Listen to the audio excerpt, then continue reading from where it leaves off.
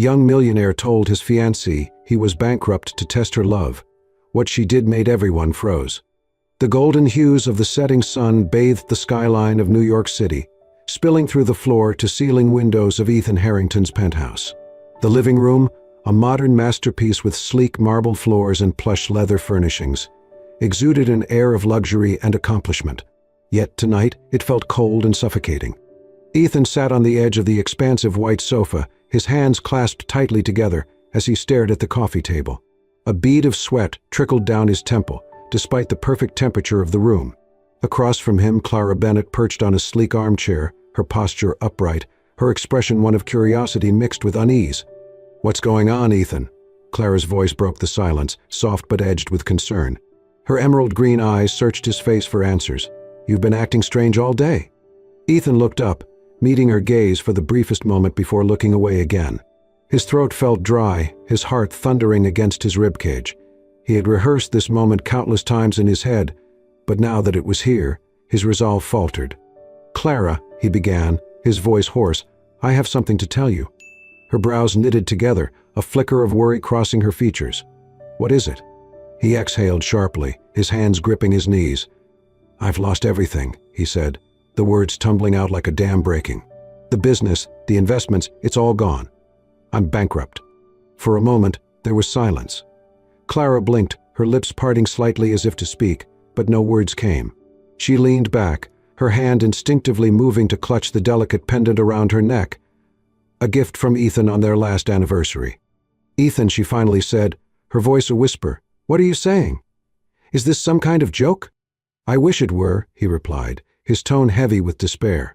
"The market turned, and I made some bad decisions. I didn't see it coming, Clara. Now the bank is taking everything, the house, the cars, even the business." Clara shook her head slowly, her mind racing to process his words. "This can't be real. You're Ethan Harrington, the golden boy of tech. You've built an empire. How could this happen?" "I made mistakes," he said, his voice barely above a whisper. He looked up at her then, his eyes glistening. "And now, I need to be honest with you. Things are going to get hard, very hard. And I won't hold it against you if you want to reconsider us." Her expression changed in an instant. The shock gave way to something else, something he couldn't quite identify. Hurt? Anger? Disappointment? She leaned forward, her hands trembling as she set the pendant back against her chest. "Reconsider us?" she repeated, her tone sharp. "What does that even mean, Ethan? Are you saying I should leave you because you're no longer rich?" "I'm saying I don't want to hold you back," he said, his voice breaking. "You deserve someone who can give you the life you want, the life you deserve. I can't do that anymore." Clara rose to her feet abruptly, the movement causing her chair to scrape against the marble floor. She paced to the window, her arms folded tightly across her chest. She stared out at the skyline, the city lights beginning to flicker to life. "You should have been honest with me sooner," she said quietly, her back to him. "I didn't know how," Ethan admitted. "I thought I could fix it before it came to this. I didn't want to lose you, Clara." She turned around slowly, her face a mixture of anguish and resolve. "You think this is about money?" she asked, her voice rising slightly. "Do you really think so little of me?" "It's not that," he said quickly, standing now. It's just that I know what money means in a relationship. I've seen it tear people apart. I didn't want to put you through that." Clara's eyes glistened with unshed tears as she walked toward him. She reached for her left hand, sliding the engagement ring off her finger. Ethan's heart sank as she placed it gently on the coffee table between them. "Clara," he started, his voice breaking. "I need time to think," she said, cutting him off. Her voice was calm, but her hands trembled. "This isn't just about the money, Ethan. It's about trust. And right now, I don't know if I can trust you." She turned and walked toward the door, her heels clicking against the marble floor. Ethan followed her to the threshold, his chest tight with panic. "Clara, please," he called after her, his voice desperate. She stopped but didn't turn around. "Goodbye, Ethan," she said softly, and then she was gone, the door closing behind her with a soft click. Ethan stood frozen for a moment, his hand still outstretched. Slowly he turned back to the empty living room. The silence was deafening. He sank onto the couch, burying his face in his hands. "What have I done?"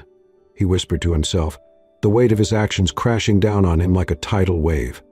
The city lights twinkled like a sea of diamonds through the expansive windows of Ethan's penthouse, but their brilliance offered no comfort to the man sitting alone in the darkened room.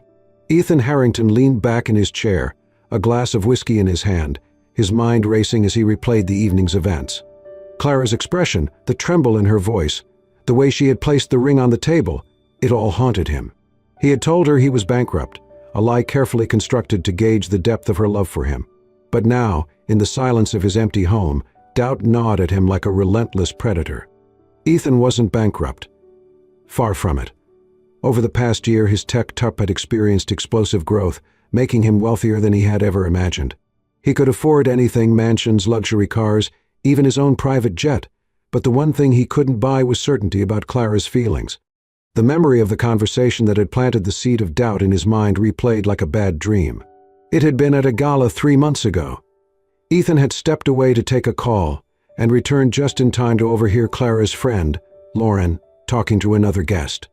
"She's lucky to have him," Lauren had said, her tone dripping with envy. "But let's be honest, would she really be with Ethan if he weren't so rich? I mean, the man practically prints money." The other guest had laughed, and Ethan had stood frozen in place, the words cutting through him like shards of glass. Was it true? Did Clara love him for who he was, or for what he could provide? The question had plagued him for weeks, growing louder with every passing day. He knew Clara was kind and compassionate, but the doubt lingered, fed by his own insecurities. And so, he had devised the test. Now, with Clara gone and the ring sitting abandoned on the table, the weight of his decision pressed heavily on him. The soft chime of the elevator broke the silence, followed by the familiar sound of footsteps. A moment later, Ryan, Ethan's best friend and business partner, appeared in the doorway. "You look like hell," Ryan said, dropping his messenger bag onto the kitchen counter. Ethan managed a weak smile. "I feel like it." Ryan walked over, taking in the glass of whiskey and the haunted look in Ethan's eyes. "So, how did it go?" Ethan sighed, running a hand through his hair. "She left." Ryan sat down across from him, his expression a mix of concern and disapproval. "What did you expect? You told her you were broke, and then basically handed her an exit strategy." "I had to know," Ethan said defensively. "I couldn't marry her without being sure." "Sure of what?" Ryan shot back. "That she's not some gold digger? Clara's not like that, and you know it." "I thought I did," Ethan admitted, his voice dropping. "But then I heard Lauren talking about her at the gala. It got in my head. I couldn't stop wondering." "So you lied to her?" Ryan's tone was flat, but his eyes were sharp. "You lied to the woman you claimed to love, just to see if she'd stick around when things got tough. Do you even hear how messed up that is?" Ethan bristled. "I had to be sure," he repeated. Ryan shook his head, leaning back in his chair. "Ethan, love isn't a science experiment. You don't test it with lies and manipulation. You're playing with fire." Maybe Ethan conceded, staring into his glass. "But I had to know before it was too late. If I'm wrong, if she's not who I think she is, it's better to find out now than after we're married." Ryan studied him for a moment, his expression softening slightly. "And what if you're right? What if she does love you, and this stupid test ends up driving her away?" Ethan looked up, the weight of Ryan's words settling on him like a lead blanket.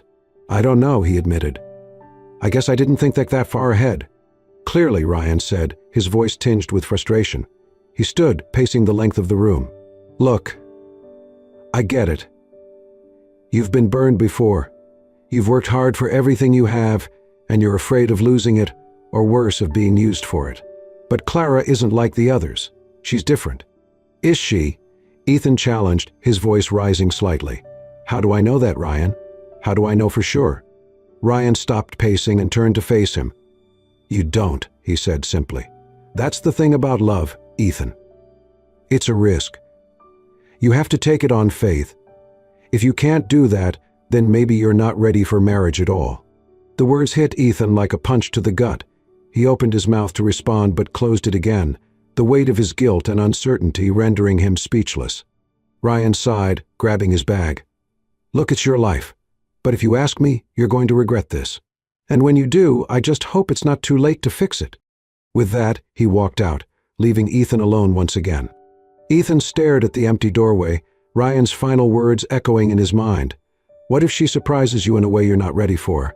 He didn't know the answer, but the thought filled him with a sense of dread he couldn't shake. The streets of New York City blurred into streaks of light as Clara Bennett sat in the back seat of a cab, her hands folded tightly in her lap. She stared out the window, her reflection mingling with the city's glow. Tears welled in her eyes, but she blinked them away, refusing to let them fall. Not here, not now.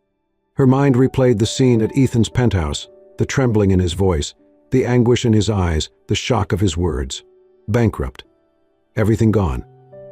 The words rang in her ears like a cruel echo. "Miss, we're here," the driver announced, pulling up to her apartment building. Clara nodded, fumbling in her purse for cash. "Thank you," she murmured, slipping out of the cab and stepping into the quiet lobby. Her apartment felt colder than usual, the stillness unsettling. She dropped her bag by the door and sank onto the couch, her eyes landing on the engagement ring still clutched in her hand. The diamond caught the light, sparkling as if mocking her pain. She had loved Ethan. Still did, if she was being honest with herself. He was charming, intelligent, kind, everything she had ever wanted. But tonight, he had shattered something inside her. It wasn't the loss of wealth that hurt the most, it was the lack of trust. He had hidden the truth from her, blindsiding her with the bombshell of his financial ruin. She pressed her hands to her face, a sob escaping her lips. "Why didn't he just tell me?" she whispered. Ah. The night stretched on, sleepless and heavy. By morning, Clara had made a decision. She couldn't stay in the city, not while her emotions were still raw. She needed space, perspective. The familiar scent of pine greeted Clara as she stepped off the train in her hometown, a small, picturesque place nestled in the countryside. Her parents' modest house came into view as she walked up the quiet street, the sight bringing a bittersweet comfort. Her mother, a warm woman with graying hair and kind eyes, opened the door and immediately pulled her into a hug. "Clara, sweetheart, what a surprise. What are you doing here?" "Just needed some time away," Clara said, forcing a smile. Her father joined them in the cozy kitchen, his weathered hands resting on the table as he listened to Clara's story. She spared them the details of Ethan's wealth, focusing instead on the emotional betrayal she felt. "I thought I knew him," she said, her voice trembling. "But now I don't know what to believe. If he didn't trust me enough to be honest, then what does that say about us?" Her mother reached across the table, placing a hand over hers. "Love isn't always easy, Clara. Sometimes people make mistakes because they're afraid. That doesn't mean they don't love you." Her father nodded, his deep voice steady. "True love isn't about what you have, it's about who you are when you have nothing. That's when you see someone's real character." The words lingered in Clara's mind as the days passed. She spent her time helping her parents around the house, baking with her mother, and taking long walks through the countryside. It was during one of those walks that clarity finally struck her. She still loved Ethan. That much she couldn't deny. But what mattered more was that she couldn't stand the thought of him suffering alone. Back in her childhood bedroom, Clara opened her laptop and began researching Ethan's business and assets. It didn't take long to find the name of his lawyer. Taking a deep breath, she dialed the number. "Hello, this is Thomas Wells," a brisk voice answered. "Mr. Wells, my name is Clara Bennett," she began. "I was engaged to Ethan Harrington. I understand he's in financial trouble, and I want to help." There was a pause on the other end. "Miss Bennett, I don't think I can disclose anything about Mr. Harrington's situation." "I'm not asking for details," Clara said quickly. "I just need to know how much I can contribute. I have some savings, and I'm willing to sell my belongings if it will make a difference." The lawyer hesitated. "That's a very generous offer, Miss Bennett."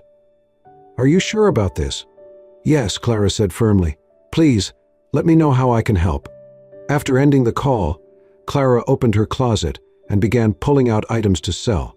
Designer dresses, shoes, jewelry, all gifts from Ethan that she knew would fetch a good price.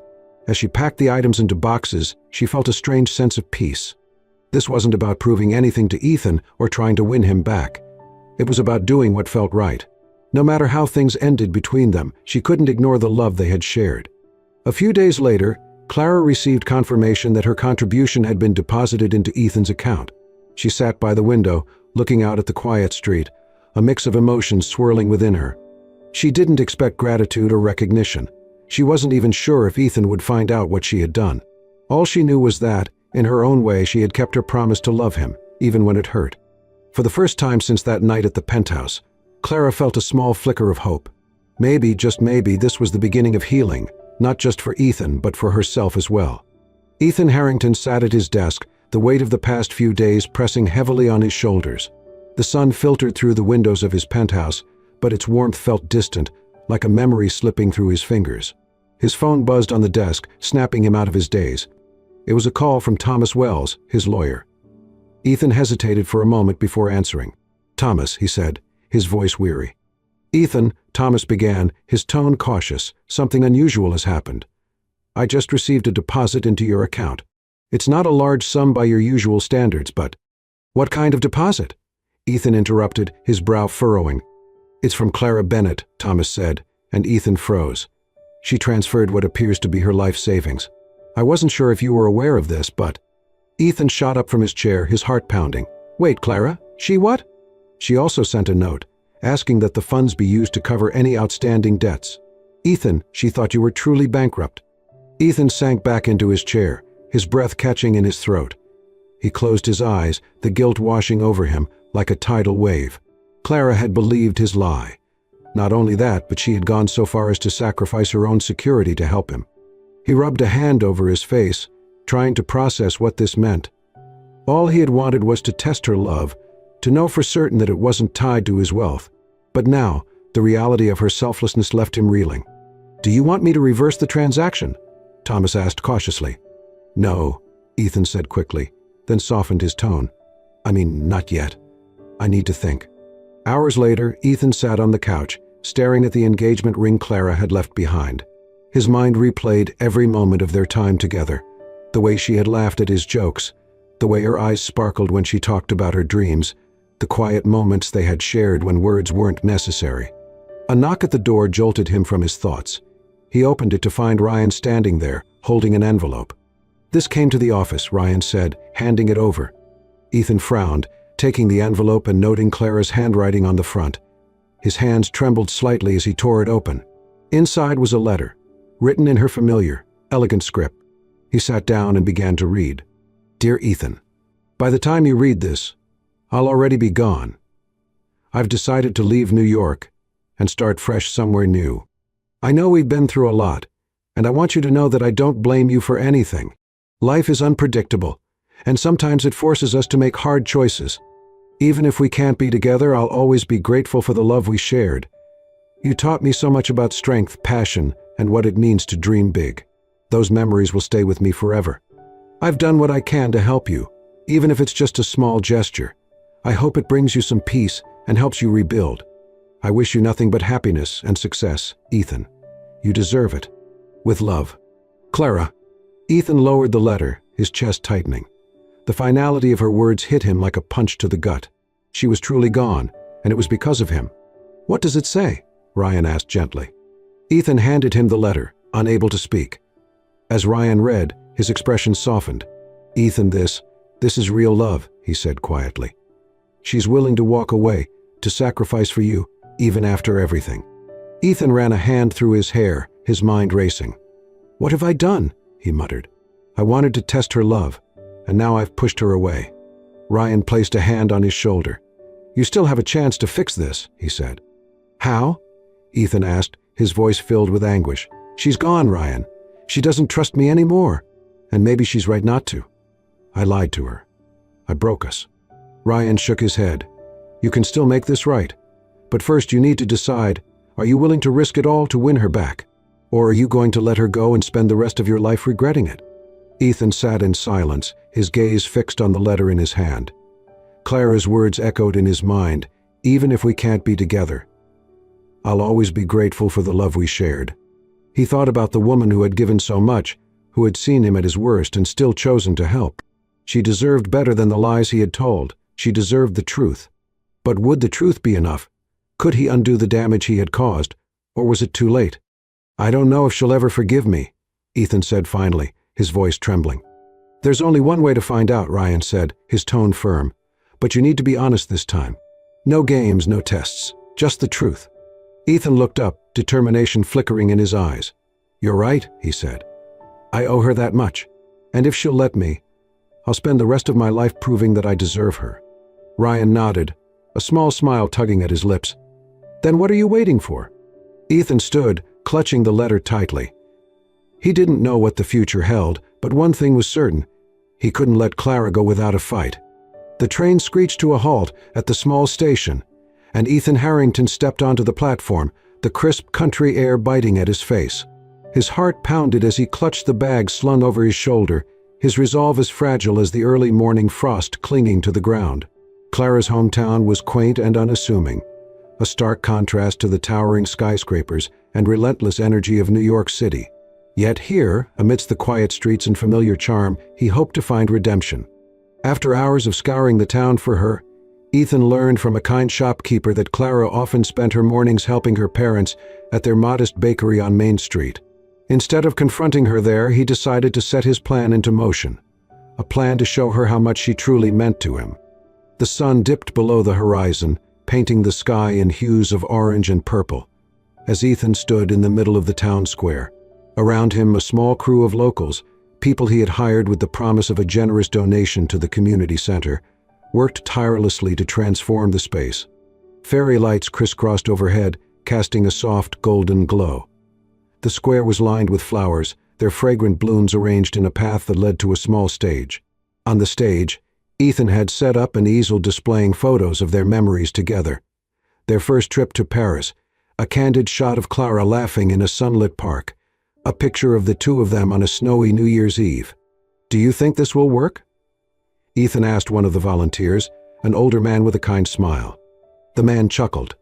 "Son, if she loves you, this'll be something she'll never forget. If she doesn't, well, at least you'll know you gave it your all." Ethan nodded, his throat tightening. He checked his watch.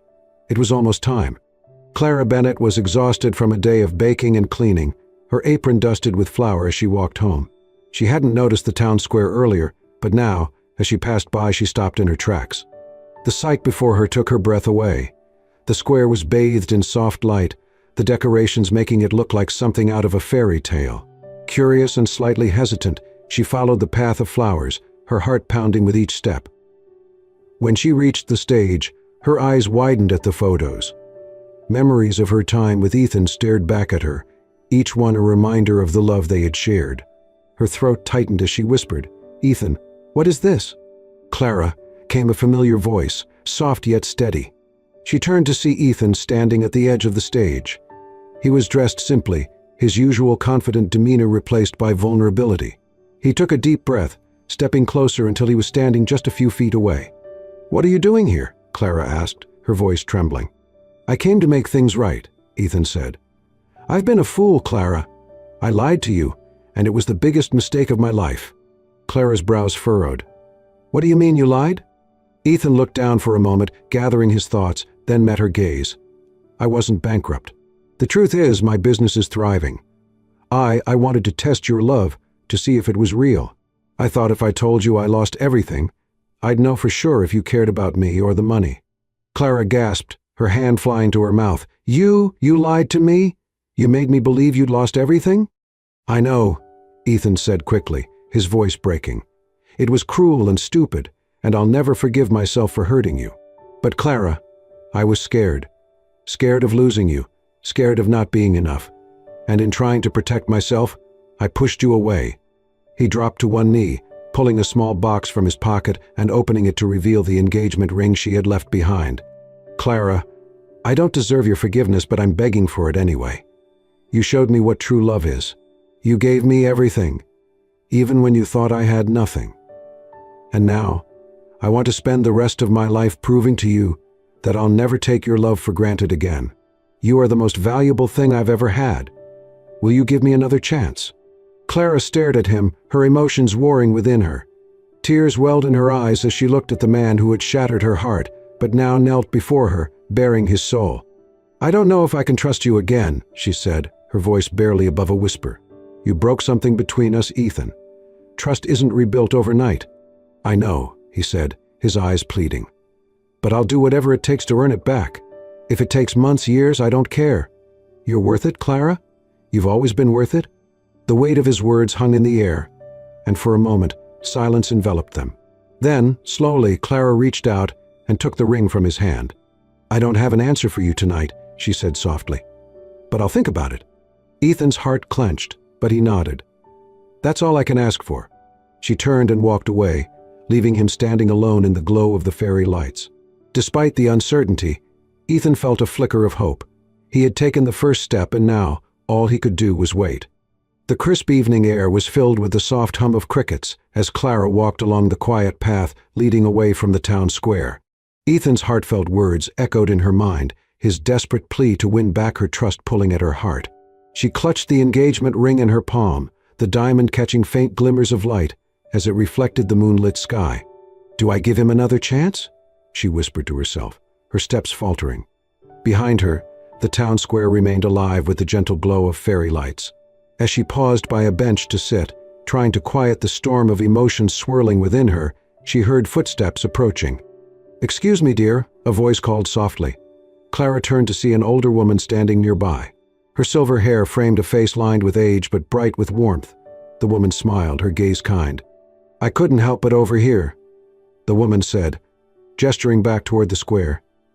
"I was walking by and saw that young man on his knee, pouring his heart out to you. It's hard not to notice something so rare these days." Clara blinked, surprised. "Oh, I didn't realize anyone was listening," she murmured. The woman chuckled, lowering herself onto the bench beside Clara. "Forgive me for intruding, but it seems like you're at a crossroads. I've seen that look before." Clara hesitated, unsure whether to share her story. But something about the woman's presence felt safe, comforting. "He lied to me," she finally said, her voice barely above a whisper. "He tested me in the cruelest way. And now, he wants me to forgive him." The woman tilted her head thoughtfully. "That's a heavy burden to carry, isn't it? The pain of betrayal, mixed with the love that still lingers." Clara nodded, her eyes glistening. "I don't know if I can trust him again. What if he breaks my heart a second time?" The woman reached out and gently placed a hand on Clara's. "Let me tell you a story," she began. "Many years ago, my husband and I were young, just like you too. He made a mistake, a big one. It nearly destroyed us. I was angry, hurt, convinced I could never forgive him." "What happened?" Clara asked, her curiosity piqued. The woman smiled wistfully. "He spent months proving himself to me, not with grand gestures, but with small, consistent acts of love and honesty. It wasn't easy, and I didn't make it easy for him. But I eventually realized that holding on to my anger was only hurting me. Life is too short to hold on to pain, dear. If someone is willing to fight for you, maybe they're worth the risk." Clara looked down at the ring in her hand, the older woman's words sinking in. "But what if I'm wrong? What if he hurts me again?" The woman squeezed her hand gently. "Then you'll have loved bravely, and that's never a mistake." Clara found herself walking back toward the square, her heart pounding in her chest. Ethan was still there, sitting on the edge of the stage, his head in his hands. The photos and lights seemed to cast a melancholy glow around him, a stark contrast to the hope that had filled the space earlier. "Ethan," she called softly. His head shot up, and he stood immediately, his eyes filled with both relief and fear. "Clara," he breathed. "You came back." She stepped closer, her gaze steady. "I've thought about everything you said. About us. About what you did." "Die." Ethan nodded, his throat tightening. "I know I hurt you. I'll spend the rest of my life making it up to you, if you'll let me." Clara held up a hand, silencing him. "I'm not going to pretend this will be easy. Trust isn't rebuilt overnight, Ethan. But if you're willing to take it one step at a time, I'm willing to try." Ethan's eyes widened, and for a moment he seemed too stunned to speak. Then he stepped forward, his voice trembling. "I'll do whatever it takes, Clara. I swear." A small smile tugged at her lips. "I'm holding you to that." In the weeks that followed, Ethan kept his promise. He began to show Clara not through words, but through actions that he was serious about earning her trust back. He was patient, transparent, and willing to confront the mistakes he had made. As a gesture of gratitude, Ethan also donated a significant portion of his wealth to Clara's hometown, funding scholarships, renovating the community center, and supporting local businesses. When Clara confronted him about it, he simply said, "This town gave me a second chance by bringing me back to you. It's the least I can do." Months later, on a warm summer night, the town square came alive once more. This time, it wasn't an elaborate proposal but a community celebration organized by Ethan and Clara together. Lights twinkled overhead as music filled the air, and families danced beneath the stars. Clara stood at the edge of the square, watching the joy unfold around her. Ethan approached, holding out his hand. "May I have this dance?" She smiled, taking his hand. "You may." They moved to the center of the square, where they swayed to the music. The world seemed to fade away as they danced, their eyes locked on each other. Under the canopy of stars and lights, Clara felt the weight of the past lift, replaced by a quiet, enduring hope. Their love had weathered the storm, and though it bore scars, it was stronger for it. "In Ethan's arms," she whispered. "Thank you for not giving up." He smiled, pressing a kiss to her forehead. "Thank you for giving me the chance to make it right." And as they danced beneath the starlit sky, surrounded by laughter and music, they knew they had found their way back to each other, stronger, wiser, and ready to face the future together. As the camera pans out, leaving Ethan and Clara dancing under the shimmering fairy lights, the image fades into a still frame of the town square, a symbol of hope, resilience, and second chances. Life is full of unexpected twists and turns, but sometimes it's those very challenges that lead us to the most beautiful endings. Ethan and Clara's story reminds us that love isn't about perfection. It's about forgiveness, growth, and the courage to try again. If this story touched your heart, don't forget to give this video a thumbs up and share it with someone who needs a little inspiration today. And for more heartwarming stories that will move your soul, make sure to hit that subscribe button and turn on notifications so you never miss an upload. Thank you for watching, and remember, love always finds a way.